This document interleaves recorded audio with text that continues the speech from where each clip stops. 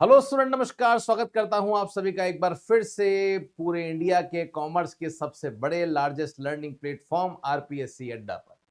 Guys, Bihar पात्रता परीक्षा 2024 जिसे बेट का नाम दिया जा रहा है, एक नया एग्जाम डिजाइन किया गया है। बिहार की राज्य सरकार ने बिहार के जो मूल निवासी हैं उनको बेनिफिट्स देने के लिए कुछ चीजें ऐसी थी जो कि नेट में नहीं थी, या नेट में जो चीजें थी उसका जो पूरा बेनिफिट है वो बिहार के जो विद्यार्थी हैं उनको नहीं मिल पा रहा था।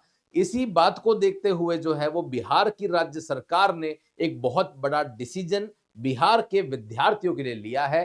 क्या है वो डिसीजन, पूरी डिटेल इस वीडियो में हम लोग करने वाले हैं। एंड तक इस वीडियो को जरूर आप लोग देखना, और कब ये नोटिफिकेशन आपका आ सकता है उसके बारे में भी चर्चा करेंगे। सबसे पहले तो आप ये समझ लीजिए कि ये जो एग्जाम है, बिहार पात्रता परीक्षा का जो एग्जाम है, ये किस परीक्षा से संबंधित है? तो ये संबंधित है बिहार में जो सहायक प्राध्यापक परीक्षा है, या असिस्टेंट प्रोफेसर जिसे आप कह सकते हैं।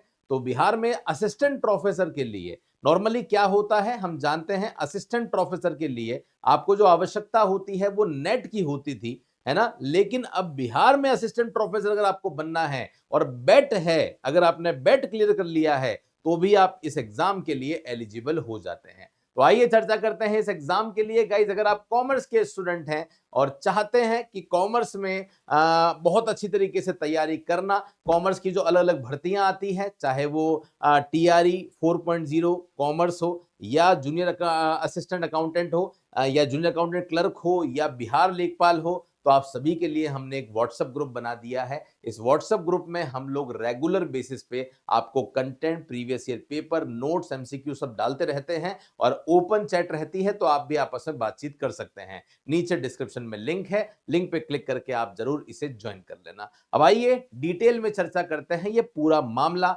आखिर है क्या।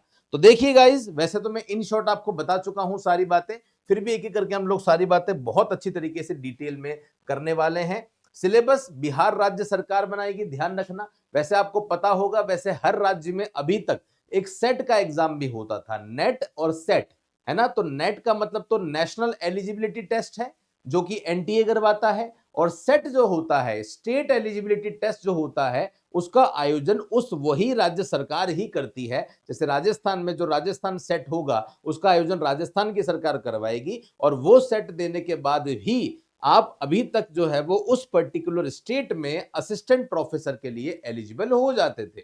अब बिहार की सरकार ने कहा कि नहीं साहब, हम इसका नाम सेट नहीं देंगे, हम इसका नाम बेट देंगे। तो जहां पे स्टेट एलिजिबिलिटी टेस्ट था, वहां पे बिहार सरकार बोल रही है नहीं साहब, स्टेट नहीं बोलेंगे, हम बिहार एलिजिबिलिटी टेस्ट इसे कहेंगे। ठीक है साहब, नया नाम है और कोई बात विशेष नहीं है। आइए बात करते हैं एक एक करके, है ना। तो इस तरह का टेस्ट जो है वो कराने वाला पहला राज्य बन चुका है। वैसे तो सेट होता ही था, लेकिन हाँ, पैटर्न कहीं ना कहीं वही है, लेकिन कुछ खास मकसद है इसका।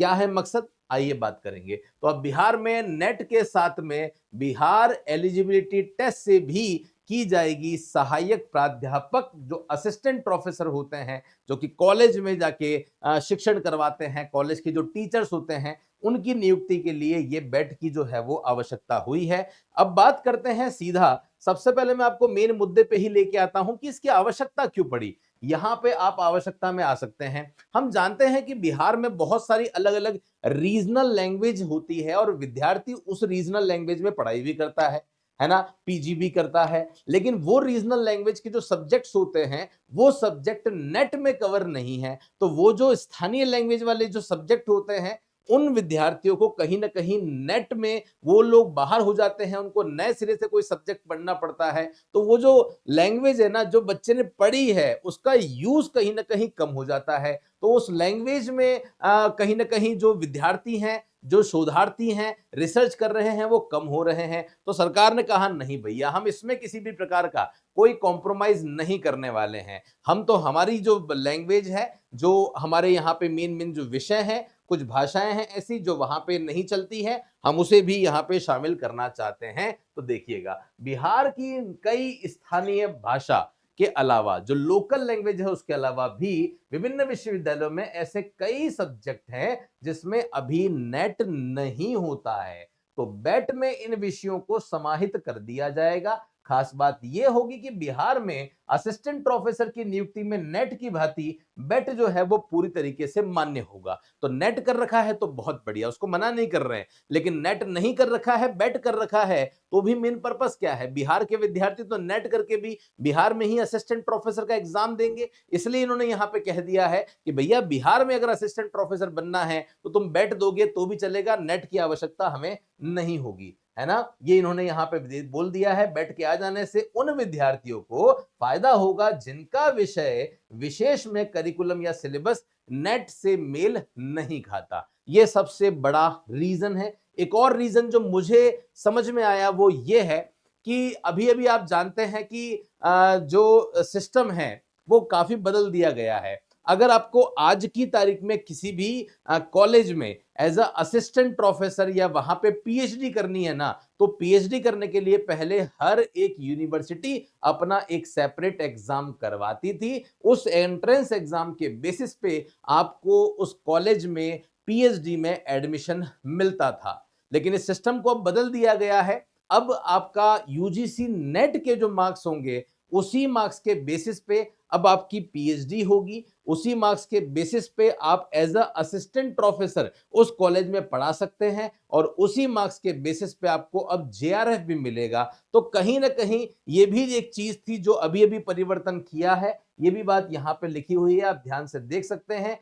बिहार के जो प्रदेश के शिक्षा मंत्री हैं चंद्रशेखर जी, उनकी अध्यक्षता में एक बैठक जो है वो हुई थी और उसी बैठक में एलिजिबिलिटी के लिए बिहार राज्य योग्यता परीक्षा, बिहार एलिजिबिलिटी टेस्ट जो है उसके लिए सहमति दी गई थी। हाल ही में यूजीसी ने असिस्टेंट प्रोफेसर की मिनिमम एलिजिबिलिटी पीएचडी की अनिवार्यता को समाप्त कर दिया है। इसके बदले में नेट या उसके समकक्ष जो परीक्षा है वो डाल दी गई थी। वो एक बहुत बड़ा रीजन जो है वो यहाँ पे हो सकता है। तो मेन बातें मैंने आपको बता दी है, बाकी भी बातें यहाँ पे लिखी हुई है ही कि अब जो है वो असिस्टेंट प्रोफेसर की नियुक्ति आपकी बेट के माध्यम से जो है वो होने वाली है। यही यहाँ पे है। ऐसा करने वाला बिहार जो है वो पहला राज्य हो चुका है। इसकी औपचारिक जो मंजूरी है वो ऑलरेडी भेजी जा चुकी है। तो ये मेरे हिसाब से अब लागू हो जाएगा। ये मैंने आपको डिटेल बता दी है। एक ऐसी ही कटिंग यहाँ पे भी एक दूसरे न्यूज़पेपर में भी आप देख सकते हैं। असिस्टेंट प्रोफेसर की पात्रता के लिए नेट के जैसे अब बेट होगा। इसका सिलेबस भी बहुत जल्दी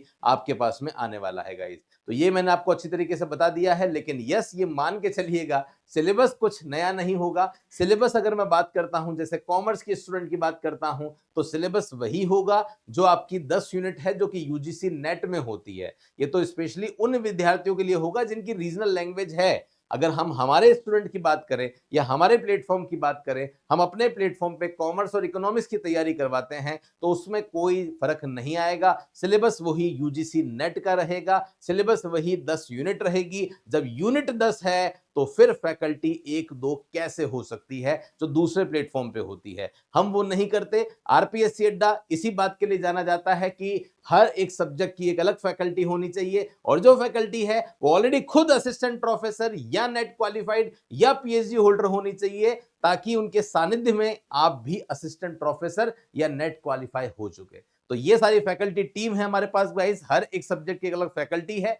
जिनके साथ आप अपना असिस्टेंट प्रोफेसर का जो सपना है वो पूरा कर सकते हैं। ये हमारे टॉपर्स हैं जिन्होंने हमारे साथ पढ़ के जेआरएफ या यूजीसी नेट में सिलेक्शन लिया है। बाकी अलग अलग राज्यों में हम अभी तक 300 से भी ज्यादा सिलेक्शन दे चुके हैं। वो भी सिलेक्शन केवल और केवल कॉमर्स के हैं, क्योंकि कॉमर्स के अलावा हम और किसी दिशा में काम नहीं करते। दिन रात सोते जागते कॉमर्स ही हमारे रगों रगों में चलता है गाइस, है ना। तो अगर आप में से कोई भी स्टूडेंट है जो जुड़ना चाहता है हमारे साथ में, तो बीपीएससी टीआरई 4.0 का कोर्स हम लोग लॉन्च कर चुके हैं। कॉमर्स लिखा हुआ है, मतलब अकाउंट्स और बिजनेस दोनों ही कोर्स लॉन्च कर दिए हैं। प्राइस बहुत कम रखी है ताकि हर विद्यार्थी अभी से जुड़ पाए। वैलिडिटी भी आपकी इसमें 1 साल या एग्जाम दोनों में से जो पहले हो आपको दी जा रही है। बाइलिंगुअल कोर्स रहेगा, एमसीक्यू रहेंगे, नोट्स रहेंगे, ताकि घर बैठे आप अपनी प्रिपरेशन को बहुत अच्छी तरीके से कर सकें। बाकी जो एग्जाम पोस्टपोन हुए हैं, लेखपाल और जूनियर अकाउंटेंट क्लर्क, इन दोनों के भी कोर्स बहुत ही कम प्राइस में आपके लिए अवेलेबल करवा दिए गए हैं। आप चाहें तो यहाँ पे भी जुड़ सकते हैं। आपको लगता है नहीं सर इन एग्जाम की तैयारी तो हो चुकी है, अब तो बस हमें प्रैक्टिस करने दो, तो आप सभी की प्रैक्टिस के लिए 10 मॉडल पेपर और 2 प्रीवियस ईयर पेपर एक हमने बैच बनाया है आप सभी के लिए। ये बैच आपको मिल जाएगा बिहार जूनियर अकाउंटेंट क्लर्क के नाम से, तो 499 में ये आपको मिल रहा है। खास बात क्या है इसकी, ये जो 10 मॉडल पेपर हैं और 2 प्रीवियस ईयर पेपर हैं, ये आपको विद वीडियो सॉल्यूशन मिल रहे हैं। तो वीडियो सॉल्यूशन के साथ में मिल रहे हैं ताकि आपकी तैयारी भी अच्छी तरीके से हो सके। तो ये बहुत बेनिफिशियल है आपके लिए, आप जरूर इसको ले सकते हैं। बाकी बिहार के लिए अलग से टेलीग्राम चैनल बनाया है जहां पे रेगुलर बेसिस पे प्रैक्टिस के लिए क्वेश्चन डालते रहते हैं। बिहार आरपीएससी अड्डा, लिंक नीचे डिस्क्रिप्शन में दे रखा है, आप जरूर जो है वो नोट कर लेना। बिहार के लिए ही हमने अलग से एक यूट्यूब चैनल भी बनाया है, अभी तक सब्सक्राइब नहीं किया है तो कर लेना। और इस यूट्यूब चैनल का जो लिंक है वो अपने दोस्तों के साथ भी शेयर करना जो कॉमर्स के हैं, और उनको बता दो कि अब कॉमर्स के स्टूडेंट्स को और कहीं भी किसी प्लेटफॉर्म पे जाने की आवश्यकता नहीं है। अब इसी प्लेटफॉर्म पे आपको सारी चीजें बिहार से संबंधित कॉमर्स के जो एग्जाम हैं उनकी एमसीक्यू क्लास, नोटिफिकेशन, हर एक चीज आपको यहीं पे मिल जाएगी। कोई भी डाउट है, कोई समस्या है तो हमें इस नंबर पे आप कॉल या मैसेज करके अपनी इंक्वायरी को जनरेट कर सकते हैं। गाइज होप सो ये सेशन आप सभी को बहुत अच्छा लगा होगा। फिलहाल के लिए ले रहा हूं मैं आप सभी से विदा। थैंक यू सो मच आप सभी का मेरे साथ में सेशन में जुड़ने के लिए। मिलेंगे फिर से हम लोग कल नेक्स्ट सेशन में कुछ इंपॉर्टेंट ऐसे ही फैक्ट के साथ। तब तक के लिए टेक केयर, धन्यवाद, जय हिंद, वंदे मातरम, बाय बाय।